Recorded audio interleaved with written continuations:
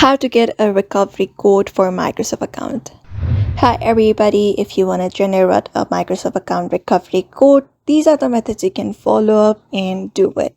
So for that, you can head over to microsoft.com, and once you are there, you can simply log in into your account, and when you tap on your account, you should be finding an option that says My Microsoft Account. You can tap on it to open up the main settings of your Microsoft account.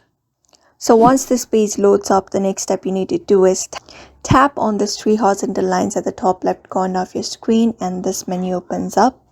From this menu, you can head over to the option that says Security under Devices. After that, the Security tab opens up.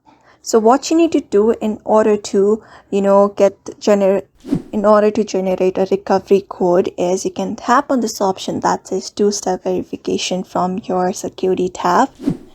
You should be finding this option on your screen. So you can scroll down, and when you head over there, you should be finding option that says recovery code. So if you want to generate a new code, you can tap on this option that says generate a new code, and there you should be finding a new recovery code. So you can print it out and keep it in a safe place or take a picture of it, and your old recovery code will not be working anymore. So that is how you basically get a new recovery code for Microsoft account, following up those methods. So I hope this video was helpful, and thank you for watching this video.